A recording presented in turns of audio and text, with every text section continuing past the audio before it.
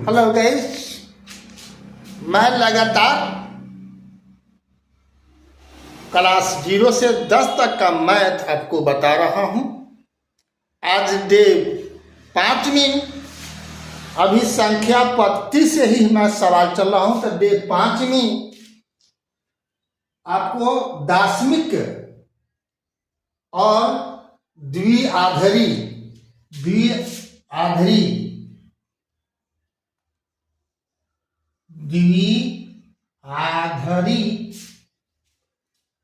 पद्धति में संख्याओं के बारे में बताऊंगा कि दोनों में क्या फर्क है। तो जैसा कि हम कल के वीडियो में यानी डे 4 यानी पार्ट 4 में आपको हम दार्शनिक पद्धति के बारे में परिचय दिए थे। वहां मैंने आपको बताया था कि दार्शनिक पद्धति का विशेषता क्या क्या होता है। जैसा कि अगर मान लो 3, 4, 5 लिखा हुआ है, तो अगर ऐसा भी लिखा हुआ है तो आप कहोगे कि ये दार्शनिक में है। और इसको दूसरा तरीका है, नीचे आधार 10 लगा देना। तो यहाँ पर जय आधार दिया हुआ तो 10 है तो देना जरूरी नहीं है।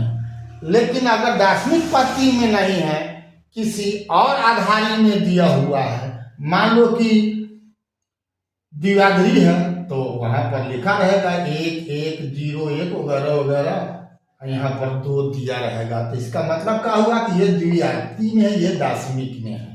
ये भी मैंने बताया था कि दार्शनिक पद्धति में अंकों की संख्या 10 होती है। कौन कौन? 0 से लेकर के 9 तक। ठीक है। उसी ढंग से द्विआधारी पद्धति में अंकों की संख्या 2 होगी कुल। कौन कौन होगा? तो 0 और 1। ठीक है। इसमें हुआ 0 से 9, इसमें हुआ 2 से कम यानी 0 से 1। तो जय आधारी पद्धति है तो अंकों की संख्या उतनी ही होगी, लेकिन अंक कौन कौन होगा? तो दार्शनिक है तो उसमें 1 कम यानी 9 तक होगा। द्विआधारी है तो 2 से 1 कम यानी 1 के तक होगा, या इसमें 2 ही होता है, 0 और 1। त्रिआधारी होगा तो उसमें क्या होगा? 0, 1, 2 होगा। तो महत्व एक आपको दार्शनिक पद्धति का है, दूसरा द्विआधारी पद्धति का है। इसलिए कि कंप्यूटर में जो भी संख्या वगैरह का प्रयोग होता है द्विआधारी का ही होता है, यानी बाइनरी सिस्टम का होता है। ठीक है। ये समझ गया। मैंने ये भी बताया था कि दार्शनिक पद्धति में अगर मान लो ये 35 है, तो 35 का मतलब क्या होता है? 3 गुना 10 के पावर 1 प्लस 5 गुना 10 के पावर 0। इसका स्थानीय मान और फेस वैल्यू अलग अलग होता है। मान लो कि अगर लिखा हुआ है 3, 4, 5, 6, ठीक है ना? तो आपको हम बताए थे कि MSD और LSD। तो MSD का मतलब होता है सबसे महत्वपूर्ण अंक। तो सबसे महत्वपूर्ण अंक क्या होगा? 3। और सबसे कम महत्वपूर्ण अंक कौन होगा? 6। यानी फर्स्ट इकाई वाला जो अंक होगा वो होता है LSD। और जो बाएं में सबसे लास्ट में होगा, जो गैर 0 हो, जो 0 नहीं हो, तो क्या हो जाएगा आपका लास्ट वाला अंक यानी 3। ठीक है। तो अगर ये 0 है तो यहाँ पर 0 का कोई वैल्यू होगा ही नहीं, इसका भी 3 होगा। ठीक है। MSD LSD सब बताए थे। दूसरा बात बताए थे आपको कि विस्तृत रूप में लिखिएगा तो क्या होता है। तो 3 का मतलब हो जाता है कितना? 3 गुना 10 के पावर 1, 2, 3, 4 गो अंक है तो 3 होगा। 3 गुना 10 के पावर 3 हो जाएगा। 4 का मतलब यहाँ पर क्या हो जाएगा? 4 गुना 10 के पावर आपको 2 हो जाएगा। यहाँ पर 1 होगा और यहाँ पर आपको 0 हो जाएगा। ठीक है। तो उसी ढंग से अब द्विआधारी में आधार 10 होता है, दाशमिक में आधार 10 और द्विआधारी में आधार 10। तो यहाँ हमको बताना है कि एक दूसरे को यानी दाशमिक को द्विआधारी में और द्विआधारी को दाशमिक में कैसे बदलते हैं।